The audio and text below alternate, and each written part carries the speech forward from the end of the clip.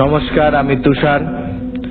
ভৌতিক ঘটনার চ্যানেলের পক্ষ থেকে আমি আবার আপনাদের সামনে একটি নতুন ভূতের গল্প নিয়ে চলে এসেছি। চলুন গল্পে যাওয়া যাক। বিষ্ণুপুর জঙ্গলের গভীরে এক সময় ছিল একটা ছোট্ট হাসপাতাল, বিষ্ণুপুর হেলথ কেয়ার সেন্টার। 50 বছর আগে এখানে এক ভয়ঙ্কর ঘটনা ঘটে।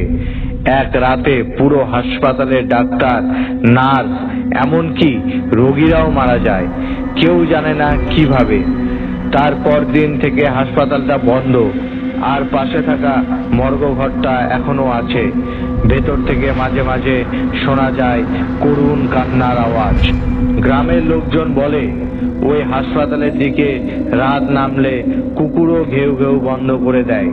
একদিন 4 বন্ধু, রাজ, সায়ন, রিমি আর অমিত, ঠিক করলো তারা রাতের বেলা ওই হাসপাতালটা দেখতে যাবে।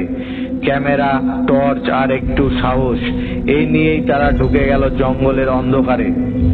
জঙ্গলে ঢোকার কিছুক্ষণ পরেই চারিদিকে কুয়াশা, ঝিঝি পোকার শব্দ আর বাতাসে একটা অদ্ভুত পচা গন্ধ। রিমি বলল, এই গন্ধটা কেমন যেন পুরনো মাংসের মতো।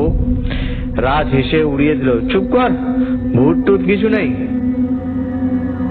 কিন্তু হঠাৎ ওই টর্চ নিভে গেল, একটা ফিসফিসে আওয়াজ শোনা গেল, ডাক্তার, আমার অপারেশন শেষ হয়নি।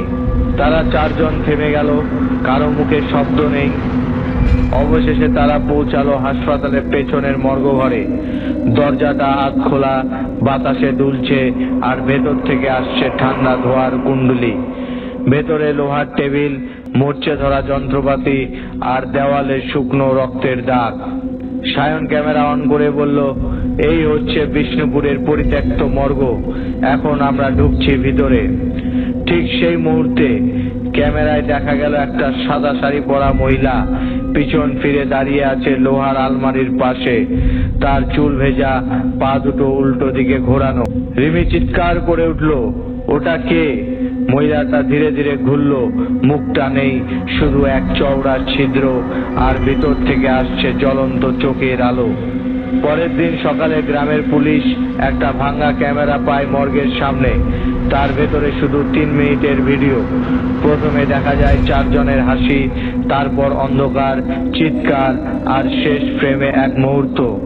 রাজের চোখ বড় বড় হয়ে আছে, মুখে অদ্ভুত হাসি, গলা কাটা, তবুও সে হাসছে। ক্যামেরা নিভে যায় আর দূরে ভেসে আসে একটা আওয়াজ, অপারেশন শুরু হোক। তারপর থেকে কেউ আর বিষ্ণুপুর জঙ্গলে পা দেয়নি। শোনা যায় যেদিন মর্গের দরজা খোলে সেদিন জঙ্গলের গাছের পাতাগুলোও কাঁপে।